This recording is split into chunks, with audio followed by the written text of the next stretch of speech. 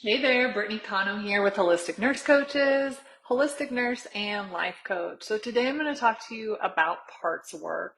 And we all have these different aspects and parts of us. So you'll want to listen up, especially if this is something you're not familiar with, because I think this will be really helpful in supporting you and getting to know yourself and really nurture and take care of yourself in an even more meaningful way. So today in the live, we're going to cover what parts work is and how it helps us heal emotional patterns. And we're going to recognize and communicate with our inner parts, like how to start to do that. And also a simple practice to start working with the different parts of us. So have you ever felt like there's a part of you that wants to fill in the blank, wants to follow your dreams? You want to go after those things that maybe feel a little bit scary, or you want to be that best version of yourself. And then there's the other part of you that's like, yeah, that's too much work. I want to just sit on the couch, Netflix, and chill. And that's what I want to do in my life. And they can feel totally opposite, right? That ambivalence is very human. It's very normal. There's nothing wrong with you.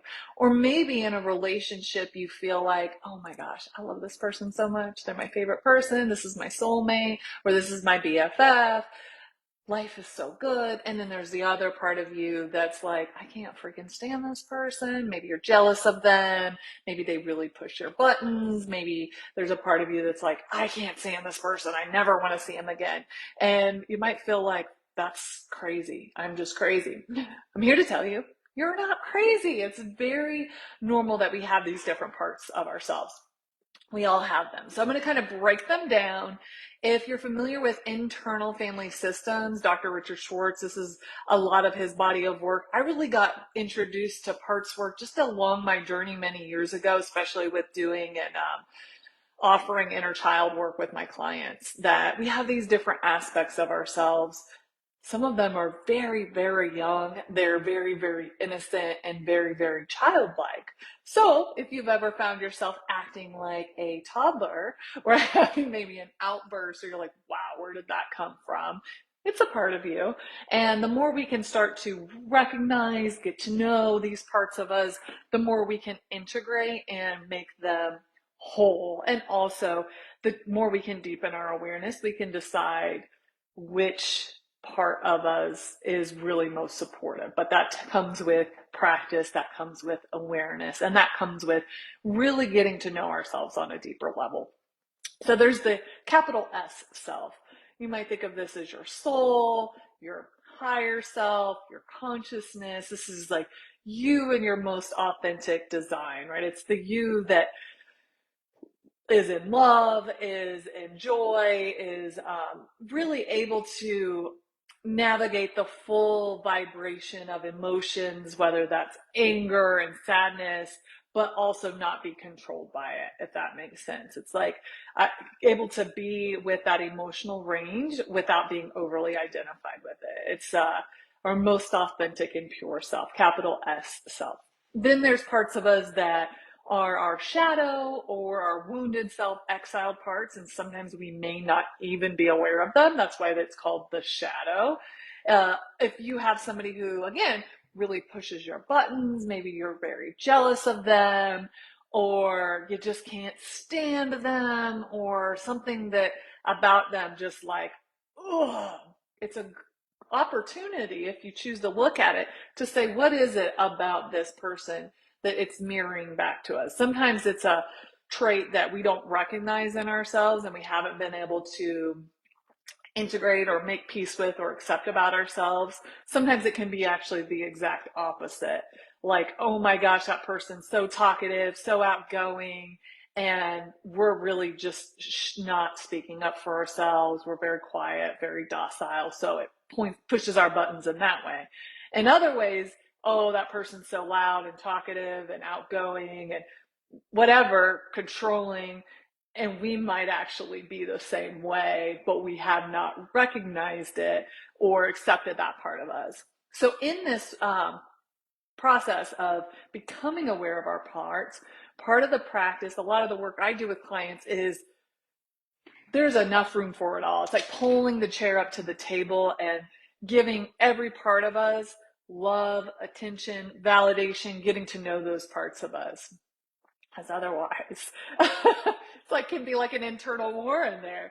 Another part of our parts can be the defenders, or the part of us that are protectors, that are really trying to keep us safe. So if you think about, if you're a people pleaser, if you have that voice that's like, you could do better, it's never good enough, like you're not cutting it, that inner critic can show up in all kinds of ways. And sometimes these are subtle sometimes. And then even overachieving can be a protector, right? Like if I perform, if I achieve, if I go after the goals, if I get the validation and the external praise, then I'm okay, right? There's that part of us that needs that validation. So again, part of ourselves, not the capital S self, but again, part of us, and we want to start to get to know these parts of us. Then there's the part that's like kind of like the fighter, the impulsiveness, and that might be the overeating. These are like the ways that it can show up. Maybe nonstop scrolling on the phone. Maybe you're shopping a lot. Maybe you're overworking. This can be a part of us, again, that's a protector, but that is not our capital S self, but it's a part of us that we want to get to know. So that's just a little bit, very, very vague rundown of a little bit of what the parts of us are, right? There's different parts of our emotion. There's different parts of our roles that we play. Some of you may be moms, but you're also a partner and you run your company. You're a friend and you have that self that you know. Maybe you kind of have the role you play with a certain group of friends, role that you play with professionals, role you play when you're out playing pickleball. So you get what I'm saying? Again, different parts of ourselves. But one of the practices is that we get to know all parts of those selves and become in relationship communication with, so that there's not those exiled parts or those bad parts of us like, oh, I don't want anybody to know that about me, right? We start to pull up the chair at the table, so to speak, to all parts of ourselves and get to know them, because these parts aren't going away. We all have them. It's very human. And the more we can make space for them, the more we can live in flow, live in peace, understand ourselves, and therefore live a life that really we want to live, right? Also, we all have different perspectives.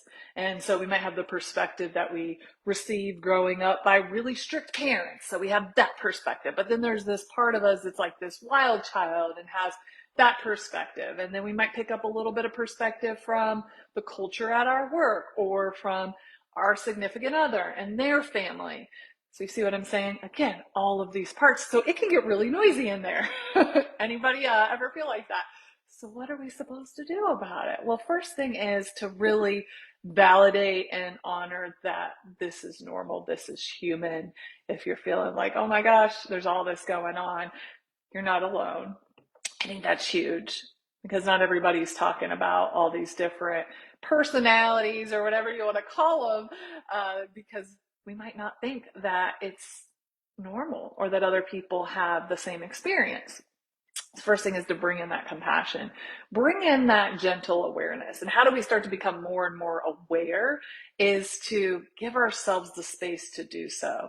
Whether that's to slow down a little bit, whether that's to really drop in, get acquainted, become friends, become really connected with our body, what's going on in our body.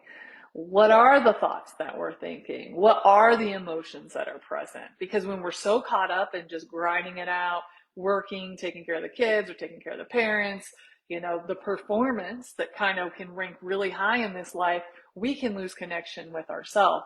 So when we have an outburst, or we find ourselves at the end of the day just stuffing our face with food, or we still haven't managed to do the thing that we said we're going to do, we may not even have given ourselves the space to get to really peel back the curtain and see what is going on underneath there. Like, really, what do I need to get to know about myself so that I can support myself? So I hope that makes sense.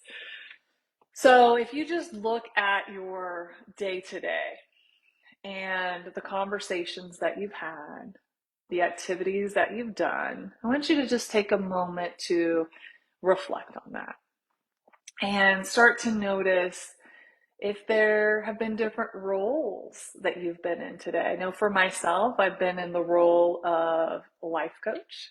I've been in the role of wife. I've been in the role of friend.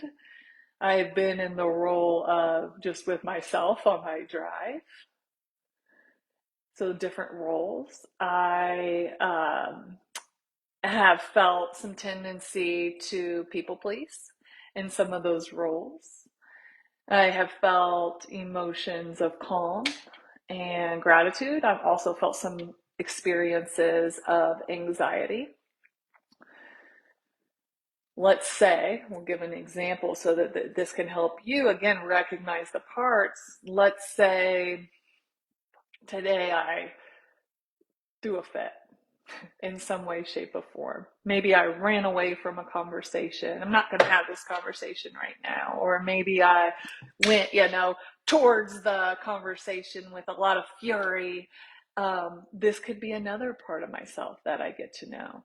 And sometimes it's not just our adult self that's showing up in that conversation. Like I said in the beginning, it can be hurt, wounded parts of ourselves from our childhood that had unmet needs. That might sound crazy to some of you if you've never heard these concepts. But I just want to introduce this to you to start to think, oh, is there an unmet need that I have here? And that's why I'm reacting in life, right? You might have heard the term hungry ghost. I know one of my hungry ghosts was this literally hungry ghost that no matter how much I would eat, there was still this like hole of hunger, and food was not going to fill that, right?